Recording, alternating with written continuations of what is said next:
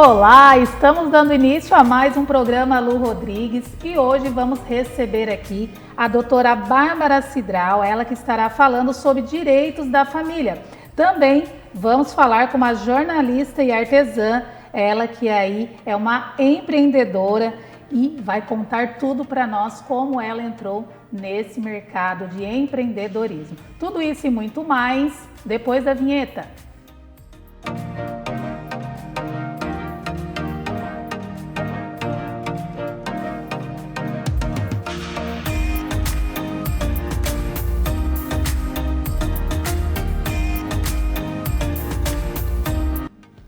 Voltamos e já agradecendo os nossos parceiros, mandar aqui um abraço para a Bem Eventos, eles que são responsáveis aí por todas as nossas decorações de eventos. Inclusive aqui pelo nosso cenário temos esse lindo vaso que a dona Inês e o seu Jairo preparou com muito carinho. Muito obrigada, quero mandar aqui um abraço e um beijo para vocês. Diana Bittencourt, ela que é responsável aí pelos meus cílios. Essa semana, inclusive, estarei lá fazendo manutenção. Então, você que deseja ser lash designer, ela ministra curso também. E agora, quero aqui cumprimentar a nossa convidada. Boa tarde, Bárbara. É um prazer receber você aqui. Boa tarde, Lu. O prazer é todo meu. Estou bem feliz com o convite e já agradeço desde já a oportunidade de estar aqui falando um pouquinho sobre o direito das famílias. Antes de mais nada, eu gostaria que você falasse um pouquinho, doutora, quem é Bárbara Cidral? Então, eu sou advogada das famílias, né? Atuo no meu escritório, Preto e Cidral Advogados Associados, mas eu tenho formação em serviço social inicialmente, né? Então, eu trouxe muito a prática do serviço social para dentro da minha atuação jurídica. Então, hoje eu trabalho muito na perspectiva de mediação, de conciliação, de ajudar as pessoas a alcançarem a solução do problema delas sem necessariamente depender de uma sentença judicial para isso. Muito bom. Doutora, eu já quero começar aqui perguntando para você, o correto é direito de família ou direito das famílias? Hoje a gente utiliza a terminologia direito das famílias. Por quê? Antigamente, quando a gente falava de família, a gente se remetia a um modelo, né? Papai, mamãe e filhinhos, aquele típico comercial de margarina, né? Todo mundo correndo no parque, fazendo piquenique. Mas hoje a gente precisou avançar nesses conceitos de família porque existe diversas configurações familiares, né? Não é mais admitido no direito a gente falar de um modelo familiar. Então, se eu não me encaixo naquele modelo, eu não vou ser considerada família. Então, a gente deixa esse conceito de direito de família, que antes era formatado por conta de um modelo específico, para avançar para o conceito de direito das famílias. E aí sim atende todas elas. Muito bom. E o que significa o termo família monoparental? Então, são as típicas mães solos, né? Os pais solos, aquela família que é formada por um único genitor e os seus filhos. Então, é sempre assim, é formada por um único laço parental, digamos assim, né? Não significa que não tem um pai, que não tem uma mãe, né? Que não tenha outra parcela da família, mas a convivência familiar ali naquela residência é de um único genitor vinculado àquela criança ou adolescente. Então, ela não tem um vínculo, por exemplo, se é a mãe solo, ela não vai ter vínculo com o pai. Não, tem o vínculo com o pai, mas, por exemplo, a fixação da residência daquela criança e daquele adolescente é só com um, né? Uhum. Então, ou eu moro só com a minha mãe ou eu moro só com o meu pai. Diferente de uma família nuclear, que aí você tem o pai e a mãe morando na mesma residência. E família multiespécie? Então, essa a gente avançou, né, no direito das famílias, porque o que acontece? A gente vê muita família que não quer mais ter filhos, né, que adota um cachorrinho, que adota um gatinho, que adota um animalzinho de estimação.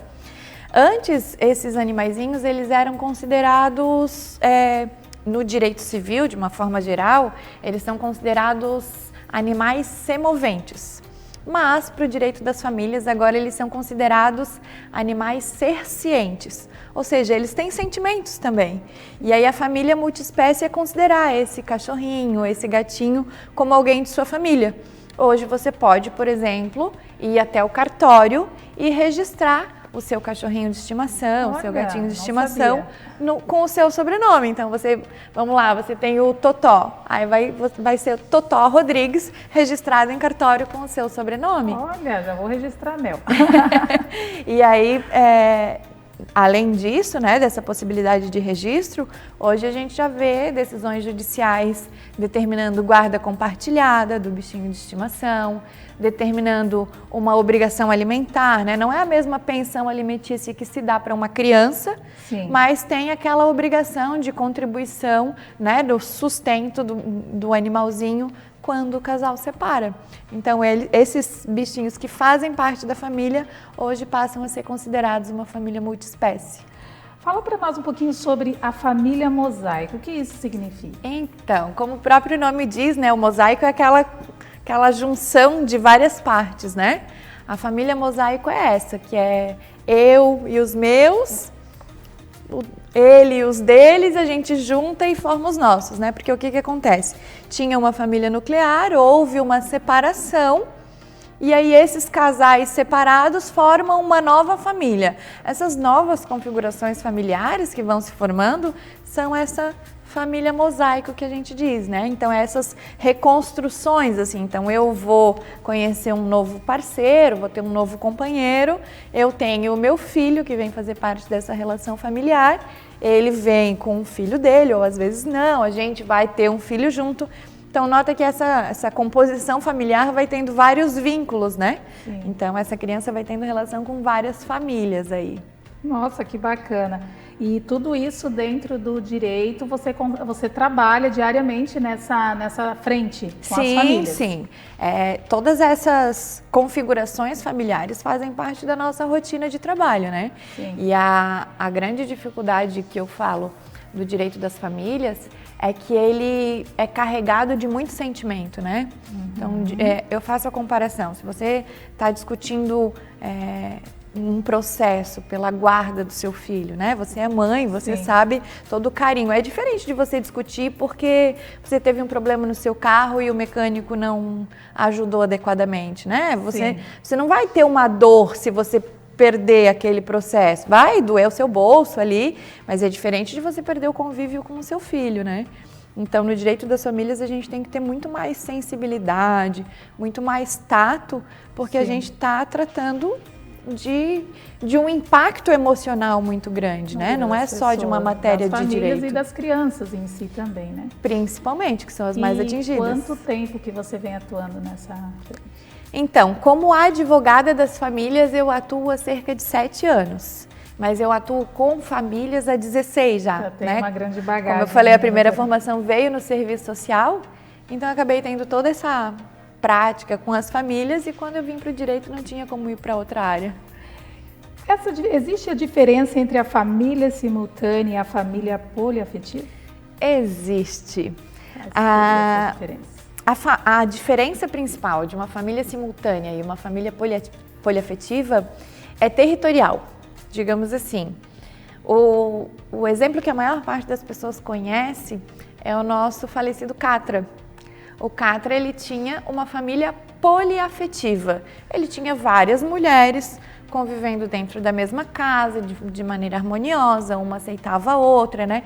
Aquela era a configuração familiar dele, né? Todos viviam de uma maneira que um sabia do outro ali, daquela configuração, um compartilhava do mesmo espaço e estava tudo bem. Isso é a família poliafetiva. A família simultânea, a gente sempre utiliza o exemplo do caminhoneiro, né? Que viaja para o Rio Grande do Sul, tem uma família no Rio Grande do Sul, aí viaja para o Mato Grosso, tem uma família no Mato Grosso, e a do Mato Grosso não conhece a do Rio Grande do Sul.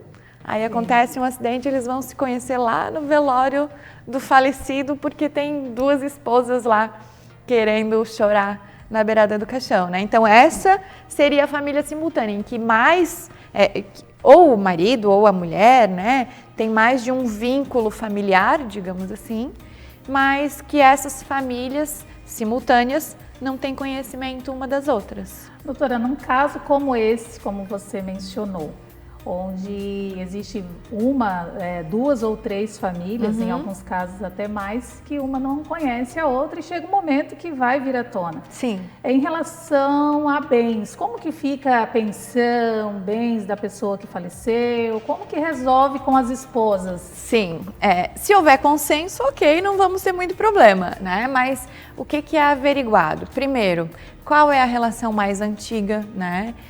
Qual é a relação oficializada? Se ele tem um casamento no civil ou se ele tem uniões estáveis. Se eles conseguem comprovar essas relações através, né, de tudo que é exigido pela lei para a configuração de uma união estável, que é convivência pública, contínua e duradoura e com o objetivo de constituir família. Então, se eu comprovar esses 4 requisitos, eu comprovo a união estável, né? E, prioritariamente, a boa-fé dessas relações. Porque, digamos, eu sou casada com o João, e aí viajo muito, a trabalho e tal, e lá no Rio Grande do Sul eu casei com o Pedro, né? Vivo em união estável com o Pedro. Mas o Pedro sabe que eu sou casado com o João, né? Ele sabe que eu não vou largar do João e tal. Então, ele não está de boa-fé, porque ele sabe que eu não poderia ter essa relação com ele. Então, possivelmente, ele vai ter problemas numa eventual divisão de bens ou coisas assim, né? Mas o João pode se incomodar se ele não conseguir provar essa má-fé do Pedro. Pode vir a ter que dividir. E aí, por isso que a gente fala da necessidade de contratos. Antes disso virar um problema lá na frente, fazer contrato de namoro, fazer pacto antinupcial antes de você casar, de você resolver eventuais conflitos, eventuais litígios de maneira antecipada. Claro que ninguém começa a namorar pensando em separar, ninguém casa pensando em separar, mas é melhor discutir quando, né, discutir que eu digo, conversar sobre esses assuntos. Quando tá tudo bem, quando vocês estão se amando, quando tem consenso, e aí coloca no papel o que seria bom para as duas partes, do que deixar para ver lá na frente depois, né? Muito bom. Doutora, nós estamos quase indo para o intervalo comercial. Vou aqui agradecer mais alguns parceiros. Quero agradecer a Nani Sanson, mandar aqui um abraço, um beijo para ela. Inclusive, amanhã estarei lá no salão dela. Ela que é responsável aí pelos cuidados com os meus cabelos. Um beijo para você. Agradecer também a Juliana Gomes Chus. Também não poderia deixar de agradecer a Clínica Virtuosa, ela que tem 3 unidades, uma no Pagani, também no centro de Palhoça e agora aqui em São José. Um beijo para você, Rafa, e nós estamos indo para o intervalo comercial e voltamos já já.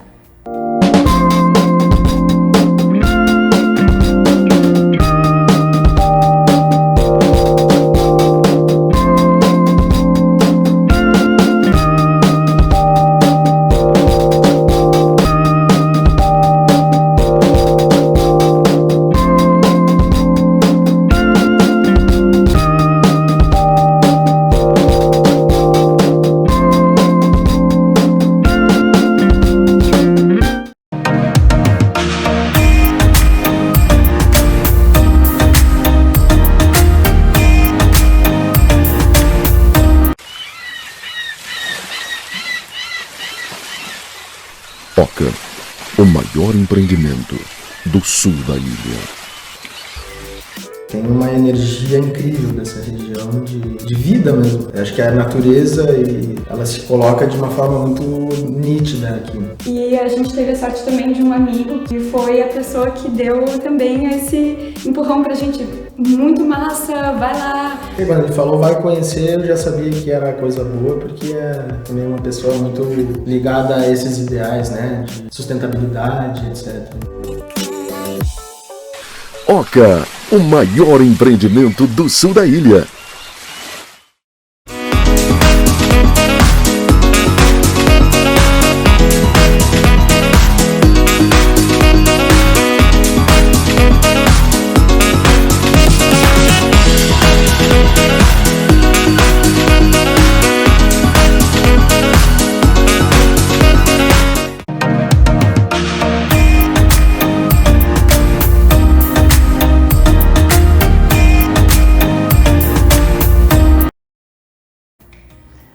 Voltamos agradecendo a Estilo Kids Moda Infantil, que fica localizado no Madrid.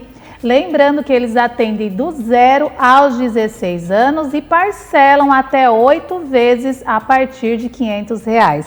Também Top Way Palhoça, você que deseja falar inglês fluentemente em apenas 18 meses, é só entrar em contato com o Anthony e a Simone ali da Top Way em Palhoça. Estão super bem localizados no centro de Palhoça ali. Disque Pizza Monte Carlo, um abraço aí para a Maiara e para o Carlos, eles que atendem no mar aberto, toda a região da Pinheira, Morretes, Guarda do Embaú e toda essa região aí, vocês que adoram uma pizza, é só entrar em contato com a Disque Pizza Monte Carlo. E nós vamos voltar aqui com a doutora Bárbara Cidral, ela que está trazendo aí um tema super bacana, né? Direitos das famílias. Doutora, nós estávamos falando ali, né, sobre a questão das pessoas que se casam e que tem por fora outros casamentos, outros relacionamentos. Falando um pouquinho de filhos nessa situação, como que fica quando mais de uma família dessa pessoa tem filhos? Ele tem 3 famílias e nas 3 famílias ele tem filhos.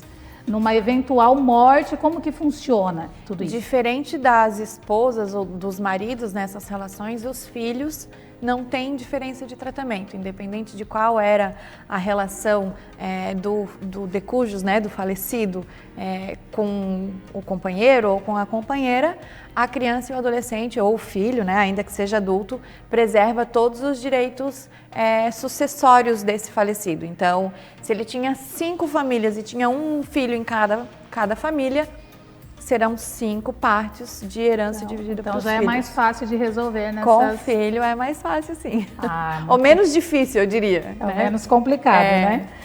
O que é família eudemonista? Esse é um conceito novo que tem surgido no direito das famílias, que é concentrar o conceito de família nas relações de afeto, né? Hoje em dia, por exemplo, a gente vê costumeiramente acontecendo os reconhecimentos de maternidade socioafetiva, de paternidade socioafetiva, né? Então, as relações elas estão amparadas no afeto. Então, você não precisa mais daquela configuração, aquela união através do casamento, através do matrimônio ou ainda da união estável, para reconhecer aquela pessoa como de sua relação familiar. Então, eu posso considerar da minha família um amigo que vive comigo, que divide meu apartamento, né? A gente comprou o apartamento junto, a gente tira férias no mesmo período, né? Aproveita da vida, ou seja, a gente compartilha a nossa vida, apesar de não ter uma relação consanguínea. Sim. A gente tem uma relação afetiva. E aí essas relações do afeto é que configuram o conceito da família eudemonista. Sim. Doutora Bárbara, eu posso fazer um reconhecimento de filho afetivo sem um processo judicial? Pode. Hoje a nossa legislação permite que a partir dos 12 anos haja, se for consensual, né, o reconhecimento em cartório de uma filiação socioafetiva. Então eu posso ter um pai e uma mãe socioafetivos reconhecidos em cartório, contanto que eu tenha o consentimento do adolescente, que vai ter esse pai e essa mãe afetiva, e dos pais consanguíneos, né? Não havendo consentimento, aí necessariamente é um processo judicial. E se for menor de 12 anos, também precisa da outorga do juiz. Essa pergunta aqui, a mulher ela se casa com um parceiro, no caso o padrasto, que seria o padrasto dessa criança. Ele pode registrar essa criança como dele, passando o sobrenome para essa criança, não sendo ele sendo o padrasto. Então, são algumas situações, né? Por exemplo, para que o padrasto passe o sobrenome para a criança, aí necessariamente ele substituiria a paternidade daquele pai registral, né, do pai consanguíneo. E aí precisaria ter uma ação de destituição do poder familiar daquele pai. Ou seja, ele vai deixar de ser pai para que o padrasto assuma a paternidade. É diferente de uma paternidade socioafetiva, em que a criança passa a ter 2 pais, né? Então, não vai ter alteração do sobrenome da criança, o padrasto não vai incluir o sobrenome dele, porém o nome dele vai estar no registro como pai da criança, assim como o outro. E quando a criança é registrada só, agora é uma pergunta minha, né? A gente vê muitos casos de filhos que são registrados só pela mãe. Sim. Aí, se ela se casa eventualmente e esse parceiro atual quer reconhecer aquela criança, ele consegue ou não? Ele consegue. Ele, assim, não é que consegue regra, né? Ele tem o direito de fazer esse pedido judicial. E aí pode ser de duas formas. Ele pode fazer um pedido de adoção unilateral, em que ele está adotando o filho dessa companheira, ou ele pode fazer o reconhecimento de uma paternidade afetiva. Ah, que bacana. Agora vamos falar um pouquinho sobre adoção, né? Já vamos seguir Sim. essa linha. Muitas pessoas entram em filas de adoção, têm o desejo, né, da maternidade, da paternidade, e pega das crianças ou a criança. Chega um momento ali, não é isso que eu queria, não se adaptei determinadamente com aquela criança. Ela pode se arrepender, ela pode devolver. Como que funciona isso? Então, essa ideia de devolver, né, uma criança, eu não consigo nem falar só como advogada, eu falo como assistente social que sou e como mãe, né? Por que a gente, quando é mãe biológica, gera uma criança, a gente não tem a opção de devolver, né? Aí na cabeça de uma família que está adotando uma criança, acha que vai poder devolver. Criança não é mercadoria, né, Lu? Sim. Criança não é aquela que eu vou ali na prateleira do mercado e vou dizer, essa aqui eu gostei, essa não. Essa é melhor que aquela, então vou levar essa embora. Sim. Não é assim que funciona. Então, uma vez que você participou do processo de adoção, levou a criança para sua casa, adotou, né, finalmente passou a conviver e ter o status de mãe, de pai, não há o que conceber a ideia da devolução. Mas sim, acontece, né? Infelizmente acontece. Algumas famílias, não me adaptei, não era para mim, devolve a criança. E aí existe, então, nesses casos, a necessidade de reparação desse dano, né? Sim. Que se dá através de uma reparação a cunho de dano moral e às vezes de pensão alimentícia. Olha só. Então, assim como, eu separei do pai do meu filho, ele ficou com a guarda, né? Eu não tô com meu filho, eu tenho obrigação alimentar. Esse casal que adotou a criança e não quer mais estar com a criança, fica com uma obrigação alimentar em alguns casos também. Doutora, saindo um pouquinho, né, dessa parte da adoção, né, já entendemos que criança não é mercadoria, então os pais aí que querem adotar têm que tomar muito cuidado, né? Exato. Quando o casal se separa e fica aquela decisão super difícil, né, com quem vai ficar a guarda, e hoje tem as guardas compartilhadas, não é mesmo? Exato. Nesse caso de guarda compartilhada, como fica a questão da pensão alimentícia? Então, isso é uma confusão bem grande que é feita em cima da guarda compartilhada, porque as pessoas acham que guarda compartilhada é aquela que vai passar uma semana na casa da mãe e uma semana na casa do pai. Não é. Guarda compartilhada nada mais é do que compartilhar direitos e obrigações em relação àquela criança, né? E ampliar o direito de convivência daquele genitor que não mora com a criança. Então, em nada muda a obrigação da pensão alimentícia, né? Eu tenho a guarda compartilhada, o filho mora comigo, mas passa mais tempo com o pai, teve ampliação do direito de visitação, de convivência. Esse pai continua obrigado a pagar a pensão alimentícia. Por quê? Porque eu continuo administrando a rotina, sou eu que pago a escola, sou eu que pago a van, eu que faço a compra, né, do mercado, é na minha casa que ele mora, então é lá que ele usa a luz, é lá que ele usa a internet. As pessoas também têm essa ideia de que pensão alimentícia é para pagar comida, né? E não é. Pensão alimentícia é para arcar com todos os custos de vida do menor. Sim. Então, o que engloba? É roupa, é o passeio do final de semana, é o presentinho do amigo da escola que está de aniversário, né? Tudo que faz parte do custo de vida de uma criança vai estar incluso no valor da obrigação alimentar. No caso né, até tem a pergunta aqui, no caso do casal que a criança fica um dia em cada casa, quando no caso moram no mesmo bairro, moram próximo. Existe a possibilidade de pagar a pensão ou cada um arca com a despesa da criança em sua casa. Sim, existem algumas circunstâncias. Sim, esse tipo de modalidade não é muito incentivada pelo Poder Judiciário, né? A menos, como ele falou, mora no mesmo bairro, não altera muito a rotina da criança, a condição socioeconômica das duas casas é mais ou menos a mesma, né? Então, não vai morar com a mãe que é muito rica e com o pai que é muito pobre, ou ao contrário, né? A criança tem que ter aquela mesma... a mesma qualidade de vida em ambos os lares, né? Aí nessas circunstâncias existe sim a possibilidade de, quando está com a mãe arca com os custos, quando está com o pai, arca com os custos, e os demais são arcados na proporção de 50%. Então, a escola não está nem comigo nem contigo, está com os dois, então cada um paga metade, né? Plano de saúde, cada um paga metade. É um consenso daí do casal, né?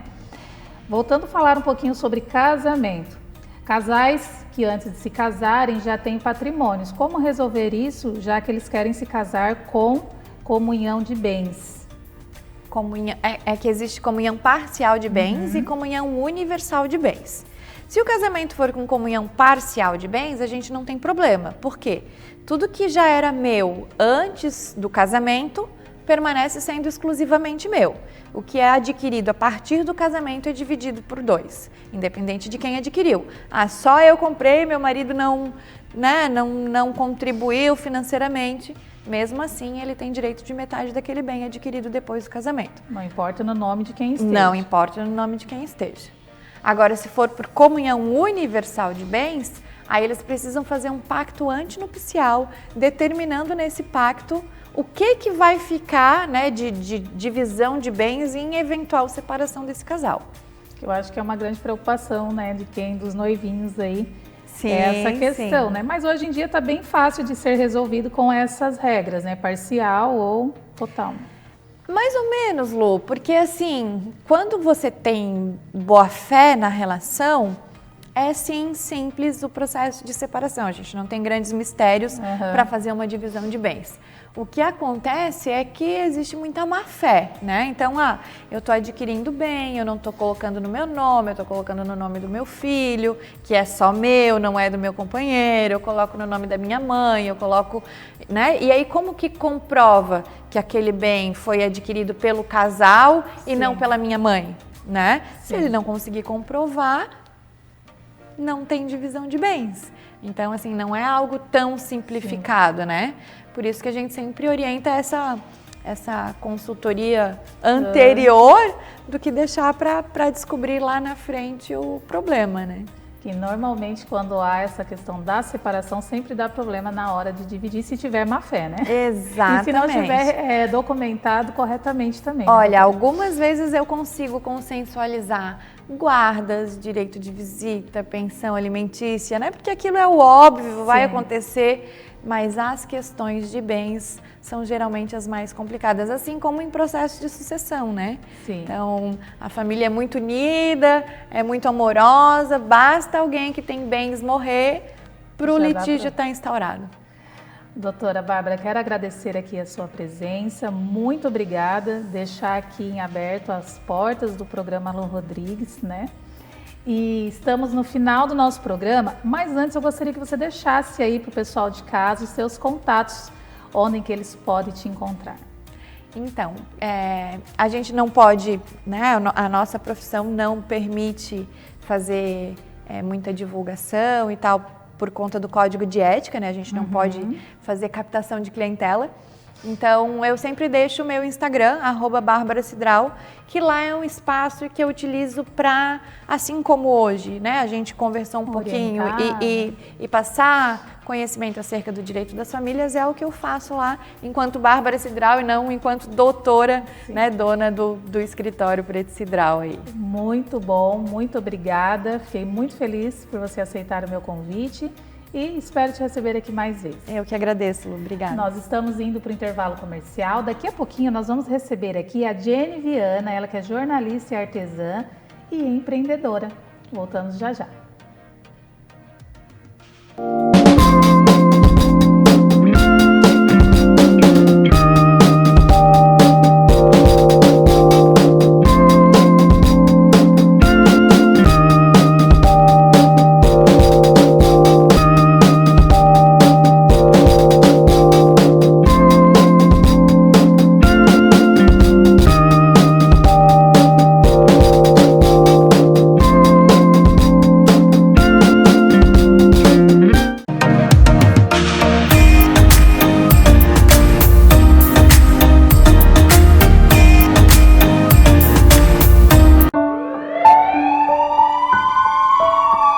Todos os dias, milhares de pessoas precisam de socorro. Ainda bem que os nossos heróis estão sempre a postos. Para ser um deles, você não precisa ter superpoderes. Só precisa ter iniciativa. Cada voluntário é um herói. Procure o Hemosk e doe sangue.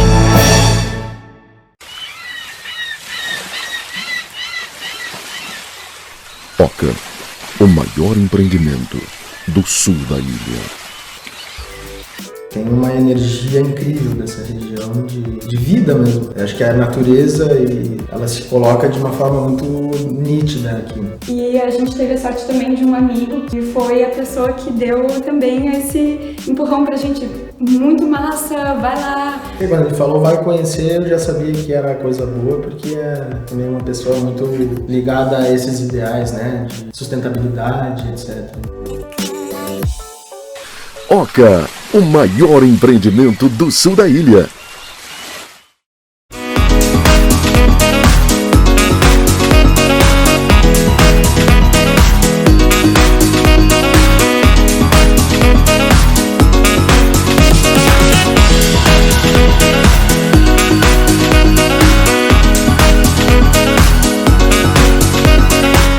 Para você que quer acompanhar a programação da Primer TV Online na sua Smart TV, abra a barra de aplicativos e procure pelo seu navegador.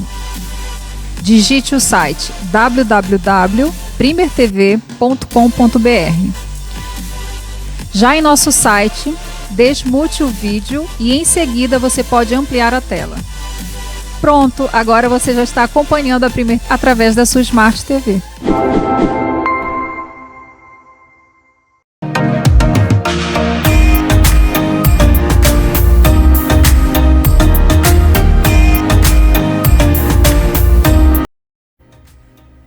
Voltamos, já está aqui comigo no palco ela, jornalista, artesã, empreendedora, Jenny Viana. Seja bem-vinda, é um prazer te receber aqui. Obrigada, Lu, fico muito feliz nesse convite. É muito bom poder participar do teu programa e mostrar também um pouquinho do meu trabalho. Né? Jenny, antes de mais nada, eu quero que você se apresente um pouquinho para o nosso público, fala um pouquinho quem é você, conta um pouquinho da sua história para a gente. Então, eu sou a Jenny Viana, sou jornalista e faz pouquíssimo tempo, menos de um ano, inclusive, que virei artesã.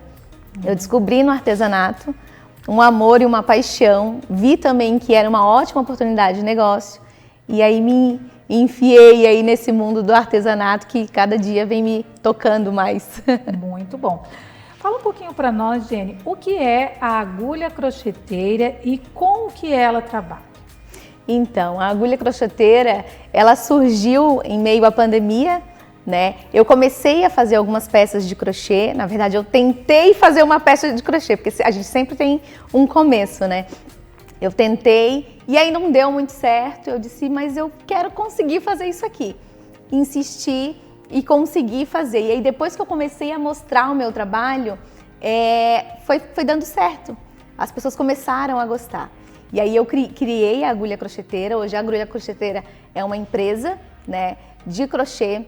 O meu nicho é voltado para bolsas de crochê, então basicamente eu falo sobre moda crochê e tem dado muito certo e eu estou amando cada vez mais. E a gente fala muito sobre crochê, sobre todo o universo do crochê no Instagram, que é muito bom. Eu acompanho você lá, inclusive você dá algumas dicas também de como usar, montar, enfim, né? Você já sabia fazer o crochê antes? Você já teve esse acesso ao crochê? Como que é a sua história com o crochê? Isso é engraçado, assim, porque a minha mãe sempre fez crochê, mas eu nunca me interessei muito, assim, achava que eu não tinha paciência para fazer aquilo, né? E aí, no meio da pandemia, a gente estava com tempo ocioso, acho que todo mundo ficou, né, com esse tempo, e eu acabei indo para esse universo do crochê e me descobri ali no crochê. Fui tentando e todo dia é um estudo, claro, porque para tudo na vida a gente sempre tem que estar se atualizando. E aí me apaixonei pelo crochê. E legal que você disse que eu coloco algumas dicas, isso é muito legal, porque eu trouxe um pouquinho dessa minha experiência do jornalismo para dentro da agulha crocheteira. Então ali não é só um espaço para eu conseguir apresentar as minhas peças, é um espaço para eu conseguir inserir o crochê na vida das mulheres, porque a minha intenção não é só vender um produto, a minha intenção é fazer do crochê uma transformação na vida daquela mulher que compra uma peça da agulha crocheteira, né? Então é sempre trabalhando esse universo. Eu vi ali no teu Instagram que você traz também algumas referências, né, atuais, de como as pessoas aí, os influencers, né, artistas que usam, que tá super em alto crochê, na verdade. E para quem é agulha crocheteira hoje? Então, eu uso do meu Instagram justamente para desmistificar essa coisa de que o crochê é coisa ultrapassada, é coisa da vovó. E aí, como a gente tem um universo agora de pessoas famosas, de grandes marcas, de grandes influencers usando o crochê, eu trago esse universo para dentro da agulha para as pessoas poderem entender que essa questão de que o crochê é ultrapassado já não é mais cabível, né? Então, eu acabo trazendo todo esse universo para dentro da agulha crocheteira para as pessoas verem que tá super em alta, tá super na moda e inclusive nós estamos passando ali algumas peças. Se você quiser comentar um pouquinho dessa tendência, dessas cores. Exatamente. Essa peça, inclusive, é uma peça que ela tá em trâmite aí para ser entregue para uma influencer. Eu espero que dê tudo certo. Muito linda. Eu espero que dê tudo certo e se der tudo certo eu mostro para vocês lá na agulha crocheteira.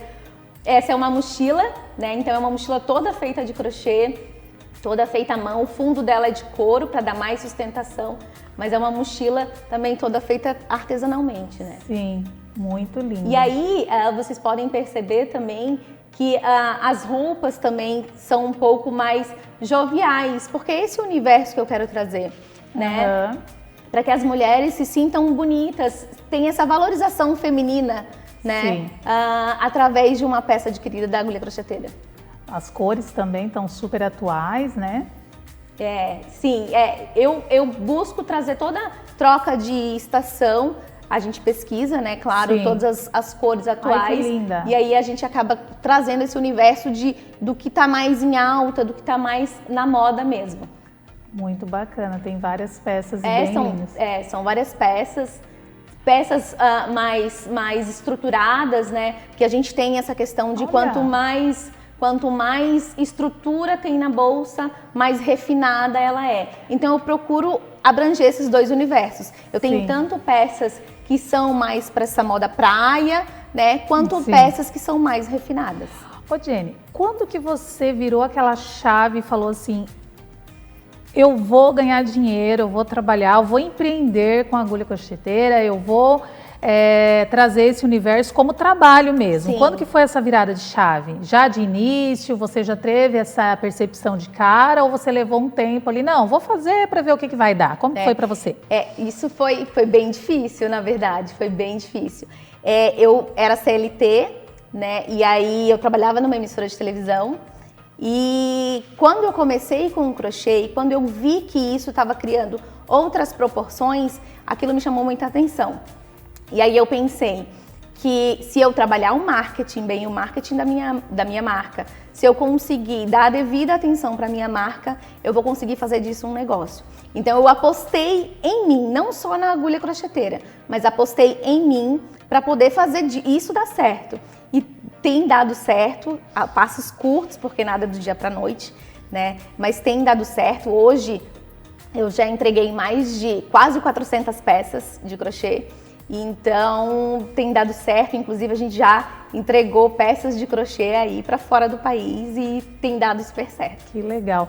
E como você lida, porque nós sabemos, né, que nas redes sociais, as pessoas, às vezes a aceitação é tipo, crochê é coisa do passado, é ultrapassado. Como que você consegue lidar com essas situações e mudar essa ideia das pessoas?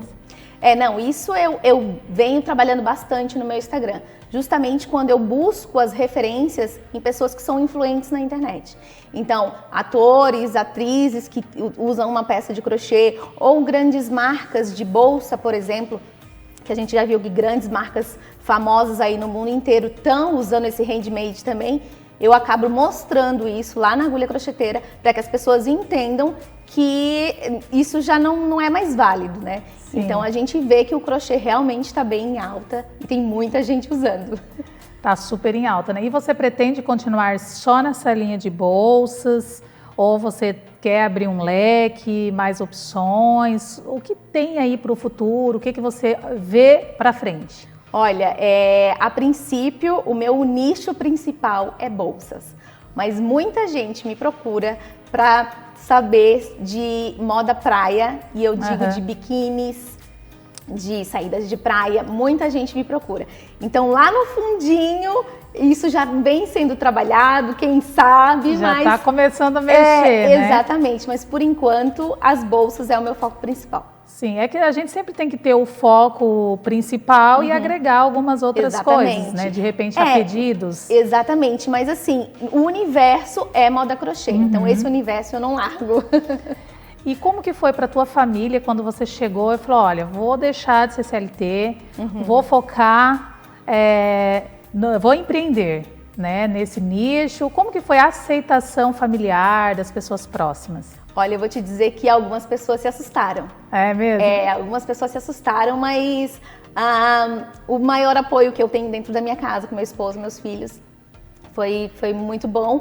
E o que acontece é que eu acredito que isso só depende de mim, não depende de mais ninguém. Verdade. Né? Então isso só depende de mim. E aí eu vou trabalhando isso e vou fazer dar muito certo ainda. Que bacana. Ô Jenny, você como esposa, mãe, como que foi para você empreender, estar mais próximo? Você conseguiu hoje estar mais próximo da sua família, né, pelo seu trabalho. Exatamente. Isso foi diferente para você? A tua família provavelmente gostou muito mais, né? Com certeza. Eu vou te dizer que isso foi um dos principais pontos, assim. Eu tenho um filho adolescente em casa e eu sempre trabalhei fora. Então, desde quando eles eram bebês, eu saía para trabalhar e eles ficaram. E agora eu me senti na necessidade de estar mais perto deles mesmo, sabe? E isso foi um ponto que me tocou bastante, assim. Apesar de que não é fácil. Não, né? Não é nada fácil, porque tem filho, tem casa, tem marido e tem toda a empresa para tocar. Não é nada fácil. Ó, Jenny, nós estamos quase indo para o intervalo comercial e depois eu quero exatamente voltar sobre isso. Como que uma empreendedora consegue manter a sua empresa em casa? Como que você organiza o teu tempo, tá? Sim. Nós estamos indo para o intervalo comercial. Quero desde já agradecer o pessoal do Facebook e voltamos já já.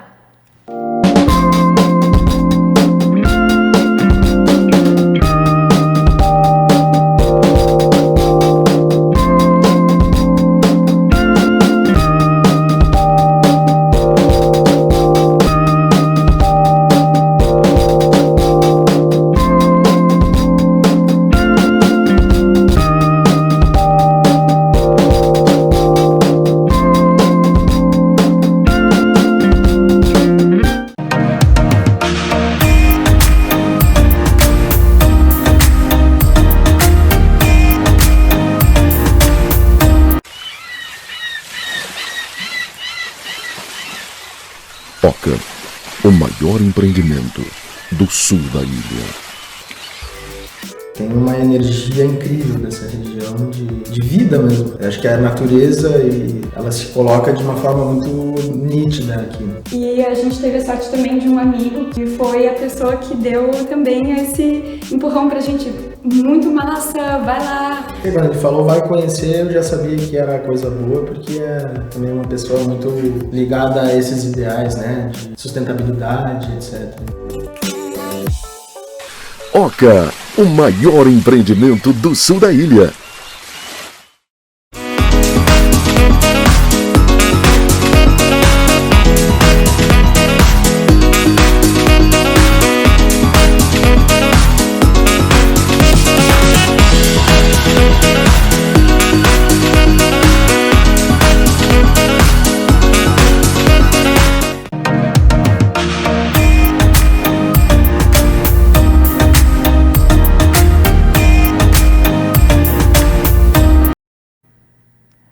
Voltamos, quero aqui agradecer a Vox2U Florianópolis, nossa parceira aqui do programa, Escola de Oratória. Então, se você deseja fazer cursos de oratória, a minha indicação é Vox2U em Florianópolis. Vamos voltar aqui com essa pergunta para Jenny. Jenny, nós estávamos falando sobre como é para uma mãe, esposa empreender. Como que você gerencia o seu tempo entre casa, filho, esposo? Porque lembrando que quando nós estamos em casa, sim, é mãe daqui, é sim, o marido que chama. Como que você se organiza no teu tempo? É bem difícil, mas eu venho conseguindo lidar com isso, porque eu acho que o ponto-chave realmente é isso que tu falou, é a organização. Né? Então, como de manhã eu tenho as minhas crianças que vão para a escola, eu consigo dar o foco total na parte mais administrativa da minha empresa, na parte da manhã, que é a parte que eu consigo ter mais atenção de números, então eu consigo dar maior foco ali. E aí na parte da tarde, que eles estão em casa e realmente tem esse negócio, ô mãe, o tempo inteiro, eu tô mais com a agulha na mão, crochetando já consegue mesmo. Até dar uma atenção a mais. E aí aqui, como sabe, é o costume, então só vai. Aí acaba sendo mais leve, assim, o nosso tempo dentro de casa. Jenny, de onde você tira inspirações? Você tá até com uma na mão aí, pode mostrar pra gente, pode fazer a apresentação dessa peça linda. Essa peça aqui é aquilo que a gente estava falando pra ti, né? Eu acho que a gente vem tendo muitas referências na televisão, na internet, e essa peça aqui é uma peça que foi tirada da personagem da Giovanna Antonelli na novela, que era a personagem da Paula Terrari. Ela usava muitas clutches de crochê e esse modelo em específico foi um modelo que ficou realmente famoso por conta da Giovanna Antonelli. Linda. E aí é um sucesso total, né? Eu criei essa peça e logo em seguida, assim, inclusive ela tá indo viajar para o Maranhão, porque já tá indo. Que bacana! E por que tu acha que o artesanal vem ganhando espaço na moda, algo que há algum tempo estava meio que esquecidinho? É verdade. Eu acho que com toda essa influência que a gente tem, com todos esses acessos que a gente tem através da internet, a gente conseguiu ter mais informação. Né? E aí, dentro das semanas de moda, tanto no São Paulo Fashion Week ou semanas de moda em Paris, por exemplo, a gente teve muita peça de crochê em alta. E bolsas também. Além do vestuário, inclusive marcas brasileiras expuseram suas peças nessas semanas de moda, mas as bolsas também muito em alta. E aí tem a televisão também, como eu te falei, a personagem da Giovanna Antonelli. Então tudo isso agrega e aí as pessoas conseguem enxergar mais que realmente está na moda. Essa pegada de praia, você acredita que as pessoas têm uma certa limitação de colocar uma bolsa fora da praia? Ainda existe aquela pegada, não, crochê é para praia, é para looks mais leves, não dá para jogar com look mais moderno. Como que é isso no teu dia a dia? Você recebe essas perguntas? Não, com certeza. Isso ainda é bastante perguntado e bastante inserido ali no nosso bate-papo dentro do Instagram da Agulha Crocheteira. Mas é justamente isso que eu tento desmistificar. Né? Dentro da Agulha Crocheteira, eu procuro mostrar bolsas e variações de looks com essas bolsas para que elas consigam enxergar que a gente consegue também ser chique com uma bolsa de crochê. Que a gente consegue usar um terno com uma clutch, por exemplo, a gente consegue usar com um vestido longo, com uma clutch, por exemplo. Então tem muitas variações. Essa daqui, por exemplo, é uma carteira que você usa de mão. Isso aqui não dá pra usar na praia, gente. Isso aqui, né? Bota um vestido longo e você tá super chique com essa carteira. Então, a gente vai trabalhando assim, formatos também. Então, geralmente, pra moda praia, você pega um formato que são bolsas mais sacos, né? Que cabe bastante coisa. E aí eu trago bolsas mais quadradas, como essa aqui, por exemplo. Traz uma modernidade. Exatamente, aí traz uma modernidade. Correntarias. Coloco um dourado, uma correntaria para quebrar esse padrão de que o crochê é pra praia. Essa bolsa foi uma paixão, assim, eu achei linda essa bolsa. Tô elogiando desde a hora que ela chegou aqui, né? Essa bolsa, e tem uma preta lá no Instagram também, depois vocês podem olharem lá, tem várias, né? Tem várias, tem vários modelos no Instagram. E você pega essas inspirações, vai colocando ali, você trabalha, você tem já no teu espaço bolsas para as pessoas ter acessos, ou você trabalha com encomendas? Como que você trabalha com essas peças? Eu vinha trabalhando só sob encomenda, né? Até porque eu estava começando a sentir o meu público, então basicamente eu trabalhava com encomenda e também por conta dessa questão da personalização. Então quando eu tenho a encomenda, eu tenho mais personalização da peça. Às vezes a pessoa quer uma cor diferente, uma correntaria diferente, uma alça diferente. Eu não quero que seja de corrente, eu quero que seja de couro. Então consigo personalizar também. Entendi. Mas a partir de agora eu estou começando a trazer outras peças para ficar disponível, porque conforme a demanda vem aumentando, né, aí eu tenho que deixar umas peças mais Tem prontas. aquela questão do presente também, né? Eu quero presentear alguém e você já tem algo ali em mãos, né? Exatamente. Então isso é uma coisa que eu estou trabalhando, essa mudança dentro da agulha crocheteira também, para ter esses produtos à pronta entrega. E esse nome? De onde veio assim? Eu vou colocar esse nome, agulha crocheteira. Sim, agulha porque, né, é o meu principal material de trabalho ali, que é a agulha. Aí você já teve esse insight.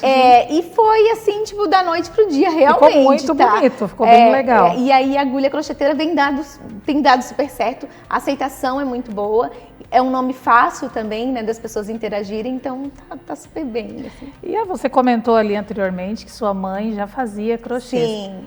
Como que ela está reagindo ao fato de você, que não era tão interessada, hoje está trabalhando, está empreendendo, né? Uma empreendedora aí. Ela super ama, né? Imagina, deve ficar super orgulhosa. Espero, inspiração, inclusive. Né? Ô, Jenny, nós temos muitas mulheres que querem empreender em alguma área e tem medo, né, de sair do registrado, como, né? Vou sair da CLT, vou perder a estabilidade, que é uma ilusão que nós criamos. Que para empreender hoje exige coragem, né? É verdade. O que você diria para essas mulheres que têm esse desejo de empreender em alguma área, mas se sentem inseguras, têm medo? E eu creio que você tem sido inspirações para essas mulheres, né? Eu acho que insegurança, ela faz parte de todo mundo, né?